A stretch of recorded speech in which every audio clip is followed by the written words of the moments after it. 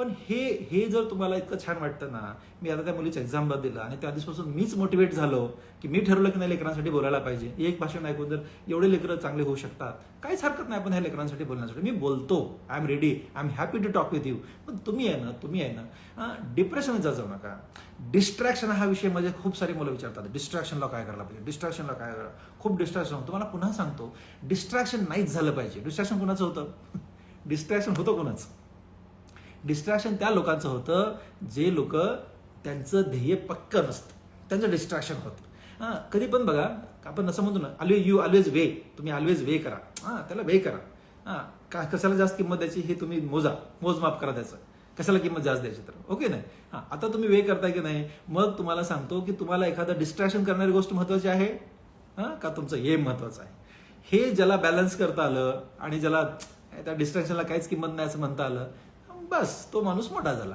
जो डिस्ट्रॅक्शनमध्ये गुंतला तो गुंतलाच. पण तुम्ही पुन्हा विचार करता का, आज काही नाही रे, आज आपण आईवडिलांच्या जीवावर जगतो, पण उद्या कसं?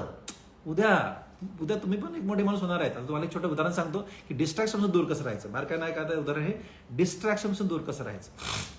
उदाहरण असं आहे, गाव असतं, त्या गावामध्ये ना डिस्ट्रॅक्शन म्हणजे आजकालचा सोशल मीडियाला मी डिस्ट्रॅक्शन म्हणत असतो. म्हणजे बऱ्याचशा गोष्टी डिस्ट्रॅक्ट म्हणजे खळ असं म्हणतो तुम्ही. बरं काय नाही का शब्द खळ, डिस्ट्रॅक्शन करणाऱ्या गोष्टीला मी खळ म्हणतो. खळ म्हणजे काय? खळ म्हणजे असा माणूस ज्याला चांगल्याचं चांगलं झालं, चांगल्याचं चांगलं घडलं तर ज्याला रात्रभर झोप येत नाही त्याला खळ म्हणायचं. किंवा एखाद्या चांगल्या विद्यार्थ्याचं माणसात चांगलं घडत असेल त्याचं वाईट कसं घडावं असं बघणाऱ्याला खळ म्हणायचं, असं मी नेहमी म्हणत असतो. तर हे सगळे डिस्ट्रॅक्शनला मी खळ म्हणत असतो.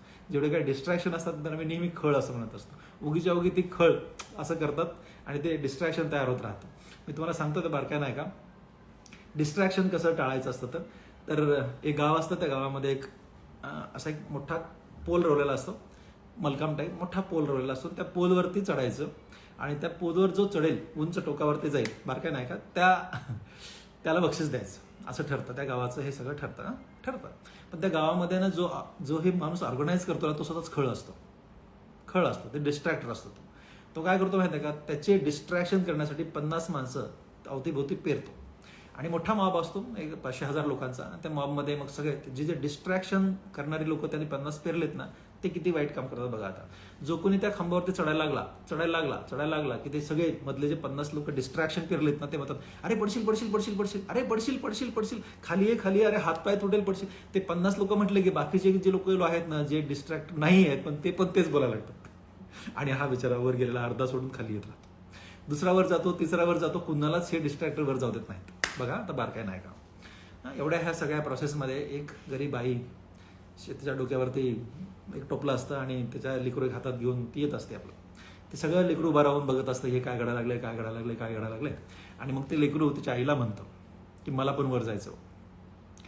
तिची बघा त्या लेकराची आई तिच्या कानामध्ये गोष्ट सांगते आणि जा म्हणते. ऐका आता, ती जा म्हणते आणि ते लेकरू भुर्र जातं वरती. मग हे सगळे डिस्ट्रॅक्टर आणि बाकी सगळं, अरे पडशील, अरे एवढे मोठ्या लोकांनी पर्यंत त्याला काय नाही, एवढूसा तू छोटा मुलगा आहेस, पडशील, हाडबिडं तुटतील, तुझं काही खरं नाही, असं इतक्या मोठ्या डिस्ट्रॅक्ट त्याला करतात ना प्रचंड. पण हे लेकरू काही नाही ऐकता भुर्र वर जातं, टोकावर जाऊन बसतं आणि मग जिंकला, खाली येतं. खाली आल्यानंतर आता त्याच्यामध्ये ह्याला बक्षीस द्यायचं असतं. त्या स्टेजवर सगळे जण जातात. हे जे डिस्ट्रॅक्टर असतात ना सगळे, त्यातल्या एकाला फार कुतूहल असतं की ह्या लेडीनं ह्या लेकराच्या कानात काय सांगितलं. बघा आता बारकाय नाही का, ह्या लेकराच्या कानात काय सांगितलं. मग तो जाऊन हळूच त्या आईला विचारतो, मावशी तुम्ही तुमच्या मुलाच्या कानात काय सांगितलं. आत्ता आहे का, ती माय काय म्हणाली, ती म्हणाली काय नाही म्हणे, माझा मुलगा बहिरा आहे. हा शब्द जरा आणखी बारकाय नाही का, बहिरा आहे मुलगा, पण तो मुलगा बहिरा नसतो. ओके, त्या मुलाला त्याच्या आईनं बहिरं केलेलं असतं. त्याला म्हणायचं सिलेक्टिव्ह डिफनेस. त्याची आईनं सांगितलं असतं, हे जे काय ओरडतात ना सगळे मूर्ख आहेत, हे डिस्ट्रॅक्टर आहेत, याच्याकडे काहीच लक्ष घालू नको असं म्हणून त्याचा ती ब्रेन वॉश करते. काहीच ऐकायचं नाही, तो जा बरं. त्याच्या आईच्या ह्या शब्दावर याचा विश्वास असतो आणि हे लेकरं वर जातं. ह्याला म्हणायचं सिलेक्टिव्ह डिफनेस. सिलेक्टिव्ह डिफनेस म्हणजे काय, म्हणजे जे नको ते ऐकायचं नाही. डिफनेस म्हणजे बहिरेपणा, सिलेक्टिव्ह म्हणजे हवा तो. बरोबर आहे, हवा तो जेवढा पाहिजे सिलेक्ट केलेला डिफनेस, तितकाच बहिरेपणा. कितके बहिरेपणा आहे की हे लेकरं वर जाताना हे जे डिस्ट्रॅक्टर त्याला करतात, डिस्ट्रॅक्शन, त्यांच्यापासून तो त्याला बहिरं करून त्या आईने त्याने पाठवलेलं असतं. तसं तुम्ही मंडळी डिस्ट्रॅक्शन पासून बहिरे व्हा, डिस्ट्रॅक्टर पासून बहिरे व्हा. त्याला म्हणायचं सिलेक्टिव्ह डिफनेस तुमच्यामध्ये आला पाहिजे. सिलेक्टिव्ह डिफनेस हे आपल्याला ऐकायचंच नाहीये, नाही ऐकायचं, आपल्याला ऐकायचंच नाही, हे आपल्याला बघायचंच नाहीये. Selective deafness, selective blindness, blind व्हा, सिलेक्टिव्ह, तेवढंच बघायचंच नाही आपल्याला आणि ते आपल्याला ऐकायचंच नाही. हे कधी शक्य होतं तर हे डिस्ट्रॅक्टर जे असतात की नाही, तर यांच्यापासून दूर राहण्यासाठी तुमच्या मनावरती ह्या 3 गोष्टी करता आल्या पाहिजे की जे नको ते बघायचंच नाही, नको ते ऐकायचं नाही, नको त्याचा विचारच करायचा नाही. ह्याला म्हणायचं सिलेक्शन. आणि तेवढाच पोर्शन आपल्या ब्रेनमधनं काढून टाकायचा. हे ज्याला जमतं त्याला आयुष्यात डिस्ट्रॅक्शन कधीच होत नाही, कधीच म्हणजे कधीच होत नाही. ओके, तुम्ही सगळेच लेकरं पण तुम्हाला सांगतो ह्या डिस्ट्रॅक्शन पासून या पद्धतीने दूर होऊ शकता. आता शेवटचा विषय राहिला, 3च मिनिटं मी बोलणार आहे आणि त्याच्यानंतर प्रसाद भैया येतील आणि मग तुम्ही प्रश्न मला विचारा. मी तुम्हाला सांगत होतो की आता ह्याच्यातून कसं करायचं, या डिस्ट्रॅक्शन पासून दूर कसं राहायचं, त्यासाठी नेमकं काय करायला पाहिजे आणि कुठल्या गोष्टीनं तुम्ही मोटिवेट राहू शकता. राईट. नंबर 1 बारकाय नाही का, नंबर 1 ही एक गोष्ट अशी आहे की तुम्ही स्वतःला मोठं व्हायचं ठरवलंय का नाही ठरवलंय. मला उत्तर पाहिजे सगळ्यांचे, खाली उत्तर लिहा सगळे उत्तर. तुम्ही सर्वांनी मोठं व्हायचं ठरवलंय का नाही ठरवलंय, उत्तर पाहिजेत मला सगळेजण, हो की नाही सांगा. जर तुम्ही लिहा, राईट मेसेज. पहिला प्रश्न आहे माझा, येस सर, ओके, ठीक आहे ना, तुम्हाला व्हायचं सगळ्यांना मोठं, राईट. तुम्हाला मोठं व्हायचंय, yes, right. You want to become a big person. हो. जर तुम्हाला मोठं व्हायचंय तर कसं मोठं होता येतं, तुम्हाला मोठं असं होता येतं. नंबर 1 की तुम्ही कमिटमेंट केली पाहिजे की we are student of any branch. मी कधीच फक्त मेडिकल पुरता मर्यादित माणूस नाही आहे, कधीच नाही. राईट. जर तुम्हाला मोठं व्हायचंय ना तर काय पाहिजे, कमिटमेंट केली पाहिजे. काय कमिटमेंट केली पाहिजे, आय एम अ स्टुडंट. मी आर्ट्सचा स्टुडंट आहे, मी फार्मसीचा स्टुडंट आहे, मी फिजिओथेरपीचा स्टुडंट आहे, मी BHMS सायन्सचा स्टुडंट आहे, इंजिनिअरिंगचा स्टुडंट आहे, लॉचा स्टुडंट आहे, बीकॉमचा स्टुडंट आहे, BA चा स्टुडंट आहे, BSc स्टुडंट आहे, कॉम्प्युटर सायन्सचा स्टुडंट आहे, MPSC UPSC करणारा स्टुडंट आहे किंवा नीट प्रिपरेशन करणारा स्टुडंट आहे. कुठला का स्टुडंट असत नाही, त्यांनी पहिली कमिटमेंट केली पाहिजे. मला प्रत्येकांचं येस उत्तर आलंय, पण त्या येस उत्तरासाठी मला काय पाहिजे, first is a commitment. Commitment करणार तयार आहे तुम्ही माझ्यासोबत आज, येस, माझ्यासोबत तुम्ही कमिटमेंट करा. काय कमिटमेंट करायची आहे, त्याच्या पुढच्या स्टुडंटची नावं राहिले की ज्यांना कुणाला डान्समध्ये जायचंय, ज्यांना कुणाला पिक्चरमध्ये जायचंय, ज्यांना कुणाला स्पोर्ट्समध्ये जायचंय, सगळ्या प्रकारचे स्टुडंट आले. स्टुडंट ह्या शब्दाचा अर्थ फक्त अभ्यास म्हणजे पुस्तकी अभ्यासापुरता मर्यादित राहत नाही. Student is student. ओके. तुम्हाला कुणालाही करायचं ना, कुणाला पण करायचं ना, पहिली तुम्ही कमिटमेंट करा. येस, एखादं लिहिलंय डेडिकेशन. कमिटमेंट करायची, केली कमिटमेंट. ती कमिटमेंट केल्यानंतर जशाच तशी ती मेंटेन करण्यासाठी त्याला कन्सिस्टन्सी म्हणायचं. Consistency, focus for your goal. I right, you are right. तर तुम्हाला सांगतो की फोकस फॉर युअर गोल. बरोबर आहे, कमिटमेंट केली. कन्सिस्टन्सी कशी मेंटेन होते, जर तुम्ही ठरवलं की आपल्याला मोठा माणूस आहे. तुम्हाला असं खरंच वाटत नाही का की आपल्याला मोठा माणूस होऊन आपल्या आईवडिलांना असं भारी वाटलं पाहिजे. मला फार भारी वाटायचं यार, म्हणजे तुम्ही तर बऱ्यापैकी मोठे लेकर आहात. म्हणजे मी असं 3री-4थीला पण असताना असं वाटायचं की आपण असा माणूस बनायचा ना की आपला बाप हवेत चालला पाहिजे. म्हणजे I don't know, but this is how I always feel like. Right. म्हणजे तुम्हाला सांगतो मुलांनो, तुम्हाला हे कळायला पाहिजे की तुम्ही मोठे झाल्यामुळे त्यांना जो आनंद होतो ना तो शब्दात सांगतात ना. पहिला पॉईंट. दुसरा पॉईंट, तुम्ही स्वतः आयुष्यात मोठे होता ना, तुमचं आयुष्य छान जातं ना, हे किती महत्वाचा विषय आहे. मग यासाठी जर तुम्ही कमिटमेंट करायचं नाही तर काय करायचं. Second is commitment, second is consistency, आणि थर्ड इज अ कॉन्फिडन्स. मी खूप वेळा हा विषय सांगितलाय. कॉन्फिडन्स कसा येतो माणसाला, जी माणसं कमिटमेंट करतात, जी माणसं कन्सिस्टंट असतात, त्यांना कॉन्फिडन्स येतो. हे मी तुम्हाला प्रसाद भैयाचं उदाहरण खूप वेळा सांगितलंय, तरी पण पुन्हा एकदा हे मी तुम्हाला उदाहरण सांगतो. प्रसाद भैया ना जेव्हा 12वीला होता ना, तर तेव्हा त्याची नीट कॅन्सल होऊन त्याची सीट एक्झाम झाली होती. त्याला डॉक्टर व्हायचं होतं आणि मग तो एक्झामला गेला आणि एक्झाम सेंटर, मी त्याला सोडायला पण गेलो नाही, घ्यायला पण गेलो नाही. माझी मिसेस डॉक्टर कल्पना त्याला घ्यायला गेली होती.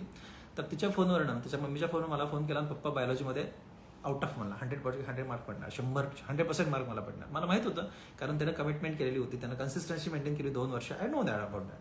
तुम्हाला पुन्हा सांगतो. त्याच्यानंतर काय घडलं, त्याच्यानंतर असं घडलं की तो घरी आला, राईट, फर्स्ट आन्सर की आली, आणि फर्स्ट आन्सर की आल्यानंतर त्याला 100% मार्क होते. मग सेकंड आन्सर की आले, त्याचा 1 मार्क गेला ना. 1 मार्क गेला की रडायला लागला, खूप सारा रडायला लागला. आम्ही त्याला खूप समजून सांगितलं, ऐकायलाच तयार नाही. मग तो कॉलेजमध्ये गेला. कॉलेजच्या लोकांना सगळ्यांना त्यांना सांगितलं की नाही, माझं सगळं बरोबर आहे. त्याच्यावर एक कमिटी बसली कोर्टात जाऊन, आणि तुम्हाला पुन्हा सांगतो मी मुलांनो, त्या कमिटीनं असं आन्सर केलं, 12 लोकांची कमिटी होती, की प्रसाद लहानेचं जे आन्सर आहे ते बरोबर आहे, बरोबर. आणि परत त्याला 100% मार्क मिळाले. त्याला म्हणायचं कॉन्फिडन्स. हा कॉन्फिडन्स कधी येतो? तुम्ही जेव्हा कमिटमेंट केली आहे, तुम्ही जेव्हा कन्सिस्टंट आहात, तेव्हा तुम्हाला हा कॉन्फिडन्स येत असतो, राईट. तर म्हणून तुम्हाला मी पुन्हा सांगत होतो की कॉन्फिडन्स येतो म्हणजे येतोच, पण हा कॉन्फिडन्स आणण्यासाठी सातत्यानं 1 दिवस 2 दिवस अभ्यास करून माणसं मोठी होत नसतात. पुन्हा सांगतो, वर्षभर, 18 महिने, 2 वर्ष, 3 वर्ष, अरे बघा ना, MBBS, MS, MCH ह्या सगळ्या डिग्री करण्यासाठी ना 12 नंतर 15 वर्ष लागतात. 15 वर्ष आम्ही कन्सिस्टंट अभ्यास केला. आम्हाला कधी त्याचं असं नाही डिप्रेशन आलं, कन्सिस्टन्सी मेंटेन नाही झाली, मोटिवेटेड नाही राहिलो, असं कधीच नाही वाटलं. नापास झालो तरी पण कधी नाही काय असं वाटलं. कारण आपले ध्येय फिक्स होते. तुम्ही कुठल्याही ब्रँचमध्ये जा, त्या ब्रँचमध्ये कन्सिस्टंट राहणं हा खूप खूप महत्त्वाचा विषय असतो, बरोबर. आणि मग तुम्हाला कॉन्फिडन्स येतो. मी नेहमीसाठी सांगत असतो की कमिटमेंट, कन्सिस्टन्सी आणि कॉन्फिडन्स याला सगळ्यात महत्त्वाची साथ असते कनेक्शनची. So be connected to your parents, be connected to your family. तुमच्या सगळ्याच चांगल्या गोष्टी, तुमच्या सगळ्याच वाईट गोष्टी, तुमच्या सगळ्याच अडचणी फॅमिलीला शेअर करा आणि will be more than happy. आणि ते नेहमीच तुमच्या सगळ्याच प्रसंगामध्ये तुमचे पॅरेंट्स तुमच्या पाठीमागं भिंतीसारखे उभा टाकतील, हे मला गॅरंटीनं माहिती आहे. त्यामुळे कधीही कुठलीही गोष्ट करताना सी टू इट, की आपण निगेटिव्हमध्ये निगेटिव्ह जी गोष्ट असेल ना, पालकांना सांगा, आणि ते दे विल सपोर्टिव्ह. त्याच्यामुळे कुठलाही निर्णय घेताना त्यांना सांगावं आणि ते सपोर्ट करतील. कारण लेकरं मोठे होण्यामध्ये जे पालकांना आनंद आहे ना, तो जगात कोणालाच नाही आहे. त्यामुळे आज मी तुम्हाला 2 गोष्टी महत्त्वाच्या सांगितल्या. नंबर 1 की कन्सिस्टन्सी मेंटेन कशी ठेवायची, आणि नंबर 2 डिस्ट्रॅक्शन पासून दूर कसं जायचं. ह्या 2 गोष्टीवरच तुम्हाला बोलायला सांगितलं म्हणून मी बोललो. आता प्रश्न तुम्ही विचारा. आणि आजच्या ह्या इंस्टाग्राम लाईव्हमध्ये मी एका खूप मोठ्या माणसाचं स्वागत करतोय, आणि ते आहेत डॉक्टर प्रसाद विठ्ठल लहाने. तर मी त्यांना इथे इन्व्हाइट करतो, आणि यू आस्क द क्वेश्चन्स. या दादा, या, येस, काम. विचारा सगळे प्रश्न आणि दादा उत्तर देतील. ओके. आणि तुम्ही सर्वांनी सांगितलं होतं की दादांना बोलवा म्हणजे बोलवा. खरं तर मी त्यांना रिक्वेस्ट केली, खूप वेळा रिक्वेस्ट केली, सर रिव्हिजन आणि MCQ सॉल्विंग सांगा दादा. गुड इव्हनिंग एव्हरीवन, मी डॉक्टर प्रसाद लहाने. तुमच्या क्वेश्चन्सचे आन्सर मी करेनच, पण आधी मला जे तुमच्या सगळ्यांचं कॉमन क्वेश्चन आहे UG नीटचं प्रिपरेशन, त्याच्याबद्दल थोडं बोलतो. सगळ्यांचं जे पर्स्पेक्टिव्ह असतं की तुम्हाला काहीतरी खूप मोठं करायचं आहे आणि ते तुम्हाला मिळून दाखवायचं आहे, आणि सगळेजण त्याच्याबद्दल तुम्हाला सांगतात की हा अभ्यास असं करा, तसं करा. पण मी असं काहीतरी सांगतो जे तुम्हाला मॅक्सिमम लोक नाही सांगत. ओके. तर सर्वात महत्त्वाची गोष्ट आहे म्हणजे युअर सायकोलॉजी. आपल्या मेंटल हेल्थपेक्षा काहीच महत्त्वाचं नसतं लाईफमध्ये. तुम्ही कितीही मोठे सक्सेसफुल काहीही बना, कोणत्याही प्रोफेशनमध्ये जा, जर तुम्ही स्वतः खुश नसाल मेंटली, किंवा तुम्ही ॲट पीस नसाल, तर मग you have nothing in your life. So most importantly बघा, कोणती पण गोष्ट जेव्हा आपल्याला पाहिजे असते, त्याच्यामध्ये त्या प्रोसेसमध्ये 3 गोष्टी असतात, बरोबर. First thing is that you want something, second thing you work for that, and third you get it, बरोबर. तर मग आता समजा एखादी छोटीशी गोष्ट आहे, ती मिळवण्यासाठी मी तुम्हाला कष्ट कमी करावं लागतील, बट गोईंग थ्रू UG नीट ही एक खूप मोठी गोष्ट आहे, आणि अंडरस्टँडेबली सगळ्यांनाच खूप मेहनत त्याच्यासाठी घ्यावी लागते. आता काय माझी पण जर्नी, मी माझ्या पर्स्पेक्टिव्हने जर सांगितलं तर ते काही खूप इझी नव्हतं. मला पण असे खूप वेळेस झालं की बाबा मला काही मिळेल की नाही, सेल्फ डाऊट खूप होता की माझी स्टडी बरोबर आहे की नाही, स्टडी कमी पडत आहे का, मी कुठं काही करू शकेल का, मला कोणतं कॉलेज मिळेल की नाही, माझ्या किती अटेम्प्ट लागतील, हे मला खूप डाऊट होते. बट फाईन, ते झालं. तर हे जी प्रोसेस आहे ह्याच्यामध्ये सर्वात इम्पॉर्टंट काही गोष्टी अशा आहेत की जर तुम्हाला एखादी गोष्ट पाहिजे, त्याच्यासाठी तुम्ही तेवढी मेहनत करायची तयारी असली पाहिजे तुमची. मी तुम्हाला हे नाही सांगू शकत की तुम्ही ह्या सब्जेक्टचा अभ्यास असा करा, त्या सब्जेक्टचा अभ्यास तसा करा. हे प्रत्येकाचं पर्सनल आहे, बरोबर. It is your style and nobody can tell you how to study, but what I can tell you is that how to keep your approach. Okay, so आता आवर स्टडीचे महत्वाचे नाहीये. The quantity is not important, quality important आहे. तुम्ही जर दिवसातून 1 तास जरी स्टडी करत असाल, दॅट शुड सफाईस. जर तुम्हाला वाटत असेल की मी एवढं करतोय, मी एवढं करते, तेवढं बस आहे, तर ते बस असलं पाहिजे. It's fine. पण जे पण करताय, जसं पण करताय, क्वालिटी ठेवा. आणि मोस्ट इम्पॉर्टंटली रिमेंबर की इट इज अ जर्नी. हे तुमचं काही असं डेस्टिनेशन, असं MBBS मिळवणं एक असं डेस्टिनेशन नाही जिथं एंड होणार नाहीये. त्याच्यानंतर तुम्हाला अजून खूप वर्ष शिकायचंय. तुम्ही सगळ्या डिग्रीज घेऊन सुपर स्पेशालिटी केल्याच्या नंतर सुद्धा तुमची स्टडी संपत नाही. तुम्हाला लाईफ टाईमसाठी स्टडी करावं लागणार आहे. सो इम्पॉर्टंट हे आहे की एन्जॉय द जर्नी. ह्याच्यामध्ये अप्स अँड डाऊन्स येणारच आहेत. तुम्हाला कधी कधी खूप चांगले मार्क्स मिळतील, कधी नाही मिळणार. It is not important. महत्वाचं हे आहे कीप अप युअर मोरल. लहानपणी सुद्धा आपण कोणती गोष्ट नव्याने शिकताना ती पहिल्यांदाच आपल्याला होते असं नाहीये. ती त्याच्यासाठी आपल्याला खूप रिपिटेशन्स करावे लागतात अँड दॅट हॅपन्स. आता काही इम्पॉर्टंट पॉइंट्स फॉर युजिनिट. ओके, खूप जण MCQ सॉल्व्हिंग बद्दल विचारतात. The first thing is MCQ solving मध्ये यू नीड मोर प्रॅक्टिस. तुमचं थेअरी किती तुम्हाला चांगली ते डझंट मॅटर. खूप वेळेस आपण एक्झाम देताना असं करतो की मला हा टॉपिक चांगला येतो, ह्याचे मी क्वेश्चन जास्त केले नाही, but I am confident about it, आणि आपण एक्झाम देतो आणि तेव्हा आपल्याला कळतं की येत नाहीये तेवढे question. So what you have to do is competitive एक्झामचं प्रिपरेशन करताना more and more question solve झाले पाहिजे. एवढे क्वेश्चन सॉल्व्ह करा, एस्पेशली फिजिक्स आणि केमिस्ट्री जे असे सब्जेक्ट आहेत जे कन्सेप्च्युअल आहे. बायोलॉजी फाईन, 1 लाइनर्स येऊ शकतात, डायरेक्टली तुम्हाला बुकमधून क्वेश्चन्स येऊ शकतात. पण फिजिक्स आणि केमिस्ट्री असे सब्जेक्ट्स आहेत की तुम्हाला एवढी प्रॅक्टिस झाली पाहिजे की each and every type of question you know this pattern. आणि सी, तुमच्या नीटमध्ये तुम्हाला एवढा वेळ मिळणारच नाहीये. You have less than a minute for a single question. तर तुम्हाला तिथं विचार करण्याची गरज पडू नये की तुम्ही हा क्वेश्चनचा पॅटर्न काय आहे, ह्याच्यामध्ये कोणतं अप्लाय करायचं आहे, कोणत्या टॉपिक मधून हा क्वेश्चन आला आहे. No. So what will help you, तुम्हाला त्या सब्जेक्टचं नॉलेज असणं किती आहे, किती जास्त मला माहिती आहे, हे महत्वाचं नाहीये. See, competitive exam is all about application. तुम्हाला अप्लाय करण्यासाठी आधीच माहित असलं पाहिजे की बाबा हा टाईपचा क्वेश्चन ह्या टॉपिक मधून येतो, ह्याच्यासाठी हे वापरावं लागतं to get the answer. Right. So question solving तुम्ही डेली टार्गेट ठेवा. राईट. समजा तुम्ही आज फिजिक्सचा हा टॉपिक वाचला, सो हे रोजचे एवढे क्वेश्चन हे झालेच पाहिजे. इट डझंट मॅटर की तुमचे किती क्वेश्चन्स राईट येत आहेत, किती क्वेश्चन्स रॉंग येत आहेत. You have to solve that number of questions. It is very important. Fine. तर जेवढे जास्त क्वेश्चन्स तुमच्या हातातून जातील, यू वुड नो. माझ्या CETला जेव्हा मी अपिअर झालो, ऑलमोस्ट सगळे क्वेश्चन असे होते की फाईन, मला ह्याचा पॅटर्न माहित होता. तिथं आपला टाइम वेस्ट होत नाही. तिथं तुमचा time would be put to good use rather than thinking about की हा क्वेश्चन कुठून आला काय. ओके. आता this principle applies for both physics and chemistry. या केमिस्ट्रीमध्ये केमिस्ट्री ॲग्रीड की ह्याच्यामध्ये 2 पार्ट्स असतात, तुमचं ऑर्गॅनिक केमिस्ट्री आणि ऑर्गॅनिक केमिस्ट्री. ऑर्गॅनिक केमिस्ट्रीमध्ये तुम्हाला जास्त करून पार्ट कराव्या लागतात गोष्टी. येस, बट स्टील ह्या दोन्ही गोष्टींमध्ये ना think about the questions. Okay. Now second thing, आपल्या पूर्ण ह्या 2 वर्षाच्या 3 वर्षाच्या जर्नीमध्ये always remember, do not fall for peer pressure. तुमचे फ्रेंड्स काय करतायत, काय नाही करत आहेत. इट इज व्हेरी इम्पॉर्टंट की तुम्ही you choose the right group of friends, you stay with the right group of friends. Right आणि रॉंग हे तुम्ही ठरवायचं असतं. Nobody can tell you की हे तुमच्यासाठी बरोबर आहे, हे तुमच्यासाठी चुकीचं आहे. You all are adult learners. तुम्हाला माहिती की तुम्हाला चांगल्या कॉलेजला जायचं आहे, तुम्हाला माहिती की तुम्हाला MBBSला जायचं आहे. You know that you want to get into a good college. So what you have to do is don't fall for any peer pressure.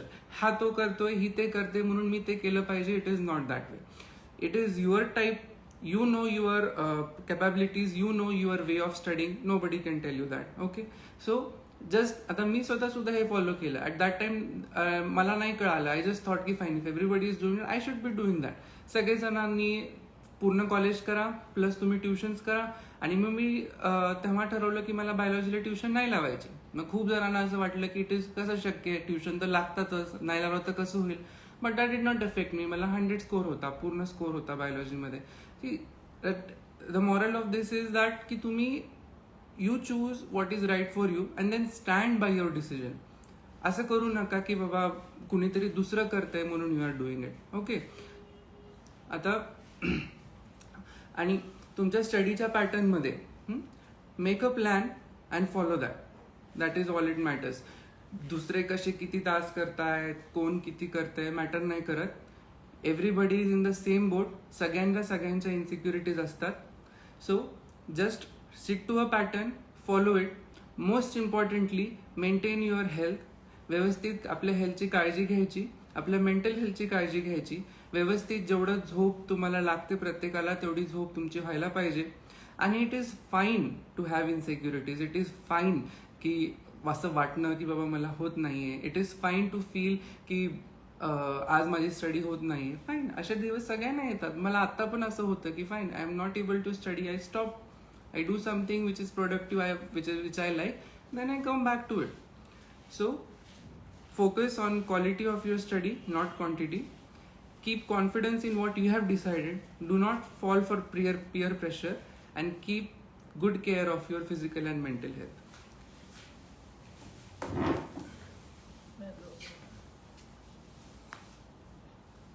सगळ्यांना उत्तर मिळाली. खूप खूप खूप सारे, म्हणजे हे 2 वेळा तुम्ही मुलांनी मला एवढं परेशान केलं की प्रसाद भाईंना बोला, प्रसाद भाईंना बोला. आज प्रसाद भाई तुमच्या समोर आहेत आणि प्रसाद भाई माझ्यापेक्षा छान बोलतात, हे तुम्हाला कळलं ना. आणि तुमच्यासाठी काय लागतं हे प्रसाद भाईंनी खूप छान बोललेत. आणखी कुणाला काही प्रश्न? Yes, I know it is inspiration.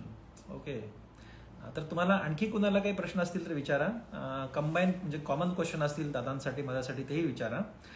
We have some 7-8 minutes to go. तर त्याच्यामध्ये कुणाला आणखी काही विचारायचं असेल, स्टडी बाबतीत विचारायचं असेल, म्हणजे कुठला एका विषय असत नाही. मी तर तुम्हाला अनेक वेळा बोलतो, पण आज खूप महत्त्वाचे माणूस येत आहेत, त्यांना पुढे ड्युटी आहे, जाणार आहेत ते, त्याच्यामुळे तुम्ही त्यांना आणखी विचारू शकता. आणि खरंच मी आत्ता पाहिलं ना की मी जे सांगतो त्यापेक्षा पण दादांनी खूप जास्त चांगलं सांगितलं. आता माहीत नाही पुढच्या वेळेस दादा इथे येतील का नाही येतील, पण पुढच्या वेळेस पण दादांना आपण रिक्वेस्ट करू येण्यासाठी. कारण तुमची त्यांची जरा वेवलेंथ जुळते. तुम्हाला आत्ता काय लागतं हे दादा जास्त चांगलं सांगू शकतात. Yes, first year book. दादांसाठी प्रश्न आहेत बघा दादा, सांगा. याच्या आधी विचारलं होतं खूप जणांनी, सोशल मीडियाचा स्ट्रेस कसा हँडल करायचा. See, it is a stress if you feel that way. Social media एक इसेन्शियल डेव्हिल आहे, ते सगळ्यांना लागतंच. आणि खूप जण असं करतात की फोन पूर्ण बंद करून ठेवा. मी असं कधी केलं नव्हतं. It is up to you. Yes, it is important to address that distraction. जर तुम्हाला असं वाटत असेल की बाबा आपल्याला कंट्रोलच होत नाही, तर फाईन, तुमचा जेवढा स्टडीचा टाइम आहे तेवढा वेळ you can always switch off your phone.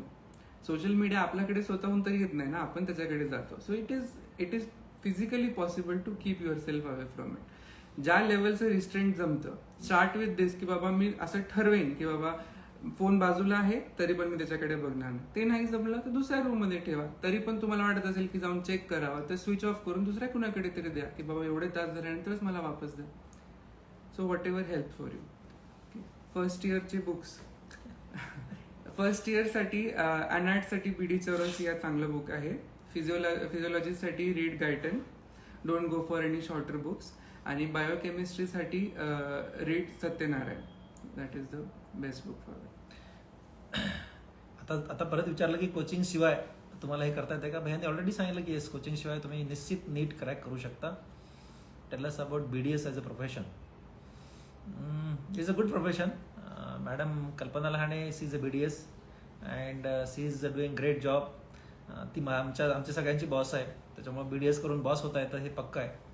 आणि त्या ब्रँचमध्ये तुम्हाला पुढे पण भरपूर स्कोप आहे, त्यामुळे ती ब्रँच छान आहे. पुन्हा तुम्हाला सांगतो, कुठलीच ब्रँच खराब नसते. सगळ्याच ब्रँचेस त्या लेवलला तेवढ्याच चांगल्या असतात. फक्त त्या ब्रँचला कसं मोठं करायचं हे आपण ठरवायचं असतं. आणि that is called age give to the fullest. जिथं कुठं जाता तिथे तुम्ही स्वतःला डेडिकेट करा, ती ब्रँच आपोआप मोठी होते आणि त्या ब्रँचला तुम्ही मोठं करू शकता आणि ती ब्रँच तुम्हाला मोठं करू शकते. त्यामुळे ब्रँच ती फिजिओथेरपी असो, ती BHMS असो, BAMS असो, MBBS असो, BDS असो, की तुम्ही एक सायंटिस्ट आहात, केमिस्ट्री जाताय, बायोकेम करताय, म्हणजे ब्रँच मॅटर करत नाही. मॅटर करते की तुम्ही त्या ब्रँचमध्ये स्वतःला किती डेडिकेट करता. स्टडीसाठी टाइमचे आवर जसं मी आधी सांगितलं, टाइम बेस्ड स्टडी ठेवू नका. Don't focus on hours. You are not small kids. तुम्ही सगळे अडल्ट लर्नर्स आहात. टाइम बेस्ड स्टडी हे कन्सेप्ट चुकीचं आहे. प्रत्येकासाठी वेगळं असू शकतं. मला पूर्ण ह्याच्यासाठी 8 hours a day मॅक्सिमम करायचो. मला सगळे म्हणायचे एवढ्या कमी तासात कसं होतं, तर माझं व्हायचं. Doesn't matter. तुम्ही डेली टार्गेट सेट करा. तुमचा एक प्रॉपर प्लॅनर असला पाहिजे की आमची एक्झाम या दिवशी आहे, एवढ्या सिलेबस आहे. You know all the facts. तर त्या ह्याच्यासाठी मला ह्या सब्जेक्टला एवढा वेळ पाहिजे, तर मी डेलीचं टार्गेट कसं कम्प्लीट करू. तर टार्गेट बेस्ड स्टडी ठेवा आणि तुमचं डेलीचं टार्गेट कम्प्लीट झाल्याशिवाय नाही झोपायचं. Keep that target. एखाद्या दिवशी तुमचं 4 तासात होईल, एखाद्या दिवशी तुम्हाला 11-12 तास बसावं लागेल. That doesn't matter. जस्ट आणि अजून विचारतात की फोकस कोणत्या सब्जेक्टवर करायला पाहिजे. सो युजी नीटसाठी कोणताच सब्जेक्ट जास्त किंवा कमी इम्पॉर्टंट नसतो. Even if biology has 50% of the marks, physics chemistry मिळून 50 होतात, पण ते तिन्ही सब्जेक्ट इंडिव्हिज्युअली तेवढेच इम्पॉर्टंट असतात. त्यांच्याकडे तेवढंच फोकस करा. एकच सब्जेक्ट मिक्स करण्यापेक्षा mix it up. Okay. PG नीटसाठी विचारतायत आणि कल्पना मॅडमला घेऊन या असं म्हणताय तुम्ही. पुढच्या इंस्टाग्राम लाईव्हमध्ये मी मॅडमला रिक्वेस्ट करतो. तुम्ही खूप मोठ्या मोठ्या लोकांना आणण्याची मला विनंती करताय. तुम्हाला माहित नाही की कल्पना मॅडमच्या सहीनं मला पगार मिळतो. त्यांना आता मी महिनाभर रिक्वेस्ट करतो आणि पुढच्या वेळेस त्यांना पक्क घेऊन येतो. दादासाठी क्वेश्चन आहेत, दादा सांगा. पीजी नीटचा विचारताय. ओके. तर पीजी नीटसाठी पण मी सेमच पॅटर्न फॉलो करतो. मी मारोचे व्हिडिओज यूज करतो आणि त्याच्या नोट्स पण फॉलो करतो. सो जे आपले तेवढे सब्जेक्ट्स आहेत त्यांचं डिस्ट्रीब्युशन करून आपल्याला प्रत्येकाला किती टाइम लागतो तसे टाइम स्लॉट डिवाइड केलेले आहेत मी. आणि पीजी नीटसाठी मोस्ट इम्पॉर्टंट आहे किती नंबर ऑफ टाइम्स तुमचं रिव्हिजन होतात. So focus on that. BDS करून युपीएससी करता येते. तुम्हाला पुन्हा सांगतो, कुठलीही ब्रँच करून युपीएससी एमपीएससी करता येते. It need a graduation only. विषय राहिला की तुम्ही जेवढ्या मोठ्या ब्रँचमध्ये जेवढे कष्ट जास्त कराल तेवढे तुम्हाला पुढची तयारी लागतं. मी नेहमी सांगत असतो की तुम्हाला जर कष्टाची सवय पहिल्यापासून असेल ना तर कुठली पण एक्झाम सोपी जाते. ती एक्झाम एमपीएससी असो, ती एक्झाम युपीएससी असो, ती एमबीएससी असो की कुठल्या का विषयाचं असत नाही. तुम्ही जर पहिल्या दिवसापासून कमिटमेंट केली आहे, तुम्ही कन्सिस्टन्सी मेंटेन केली आहे, तर तुम्हाला आपोआप कॉन्फिडन्स येतो. त्यामुळे ब्रँच मॅटर करत नाही. बीए मेडिकल कॉलेजचा कट ऑफ दरवर्षी चेंज होत राहतो. बट युजली तुम्हाला जर तुमचा state rank is a good indicator. State rank तुमच्या 200च्या आसपास असेल तर एक ओपन कॅटेगरीमध्ये तो बीजी मिळून जातं विदिन 200. सर फिजिक्स युजी नीटसाठी एमसीक्यूला सॉल्व्ह करायला अप्रोच आणि स्टडी कसा असायला पाहिजे. ओके. सो फिजिक्सचं मी आधी पण सांगितलं, तुमची थेरॉटिकल रीडिंग कमी आणि क्वेश्चन जास्त असले पाहिजे फिजिक्ससाठी. सो एक छोटा टॉपिक झाला तर त्याचे क्वेश्चन सॉल्व्ह करणं खूप इम्पॉर्टंट आहे. So even for a small topic तुमचे ॲटलिस्ट 50 क्वेश्चन झाले पाहिजे सॉल्व्ह करून.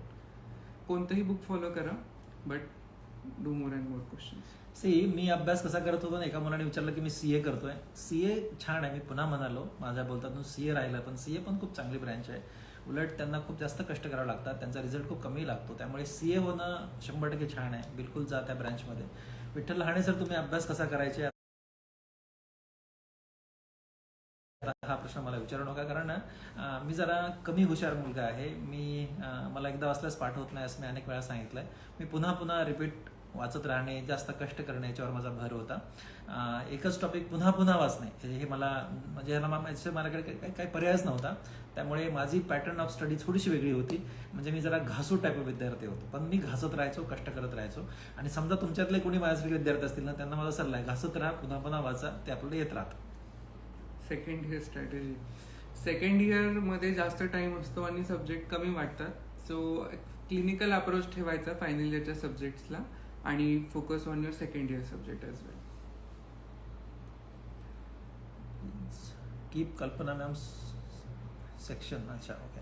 मी कल्पना मॅमच्या सेक्शनविषयी बोललोय आणि निश्चितच आपण करू, त्यात काय शंकाच नाही आहे. आणि पुढच्या वेळेस मी त्यांना रिक्वेस्ट करतो ना, पुढच्या वेळेस तुम्ही कल्पना मॅडमसाठी क्वेश्चन तयार ठेवा. पुढचं जे काय आपण पुढच्या महिन्याच्या लास्टला आपण हे करू, लास्ट वीक ऑफ एप्रिल, तेव्हा मॅडम तिथे पक्काच असतील.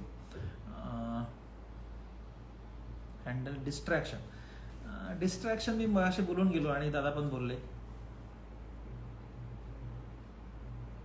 काय होतं आता सर, रीड केलेले लक्षात ठेवण्यासाठी काय करायला पाहिजे सांगा दादा. ओके. हे आता प्रत्येकाचं असतं. आपल्याला माहित आहे की आपल्याला किती वेळ लागतो. सो जे आपली युजी नीटचं म्हणाल किंवा कोणत्याही याचं स्टडी असेल तर हे कन्सेप्च्युअलाइज करायचं ट्राय करायचं. आय नो की सगळ्याच गोष्टी कन्सेप्टमध्ये नसतात, खूप गोष्टी पाठ कराव्या लागतात, पण तरी जितकं पॉसिबल आहे तिथं try to understand the concept and the logic behind it. मग तुम्हाला ॲटलिस्ट तेवढं तरी जर लक्षात राहिलं तर त्याच्यावर तुम्ही बिल्डअप करू शकता.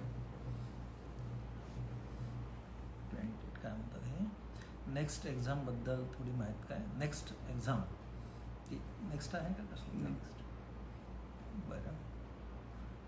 दुसरं काय होतं? Sir sir can you tell me काय होतं ते? How to study animal kingdom. दादांना जास्त माहिती आहे. Sir I am really interested in psychology but I am not sure PhD. पुन्हा सांगतो मला ब्रँचविषयी तुम्ही जे विचारताय ना, म्हणजे व्हेरी पर्टिक्युलर क्वेश्चन्स. तुम्ही कुठेही जा, कुठल्याही ब्रँचमध्ये जा, ओरल सर्जरी आफ्टर BDS.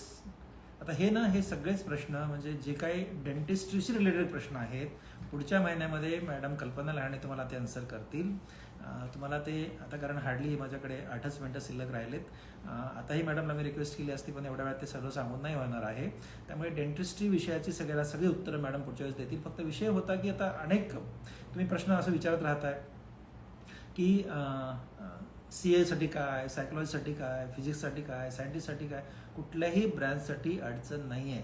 कुठल्याही ब्रँचमध्ये जाऊन अगदी लहानातली लहान ब्रँच घेऊन सुद्धा तुम्हाला मोठं होता येतं, मोठ्यातलं मोठं होता येतं. फक्त तुम्ही त्या ब्रँचला डेडिकेट करा. हा शब्द नका विसरू, डेडिकेट करा. असा तुमची पेशी बोलली पाहिजे, पेशी की आपल्याला आपल्या आयुष्यात काहीतरी बनायचं आहे. हे जर तुम्हाला कळलं ना, बाकी काहीच लागत नाही. नेक्स्ट एक्झाम नेक्स्ट एक्झाम विषयीची माहिती पण तुम्हाला पुढच्या वेळेस त्याला थोडंसं मी डिटेलमध्ये द्यावं लागेल तुम्हाला. मी सांगतो ती एक्झाम कशी आहे ते. आता जे आपलं कमिशन आहे नॅशनल मेडिकल कमिशन, तर त्याच्यामध्ये काही अमेंडमेंट झालेल्या आहेत का, कुठल्या अमेंडमेंट झाल्या आहेत हे पण तुम्हाला मी सांगतो. त्या नेक्स्ट एक्झाम कशी असणार आहे हे आता मला माहिती आहे, पण तुम्हाला मी जरा इन डिटेल सांगतो. त्याला साधारण थोडासा वेळ पण लागणार आहे आणि त्याची आताच नका काळजी करू, तुम्हाला वेळ आहे. ते इम्प्लिमेंट होण्यासाठी पण वेळ आहे. तेव्हा मी तुम्हाला ते पक्क सांगेन, तुमच्या सगळ्या त्याच्यातल्या शंका पण दूर करेन. सर आन्सर रिमेंबर होत नाहीत, MCQमुळे सवय राहिली नाही. त्यासाठी दादांनी त्याचं खूप छान आन्सर केलं सांगा दादा. म्हणजे बेसिक कन्सेप्ट. म्हणजे तुमचा कन्सेप्ट जर तुम्ही मेमोराईज केला तर जास्त मेमोराईज करण्याचा पॅटर्न ठेवू नका स्टडीमध्ये. Focus on your concept.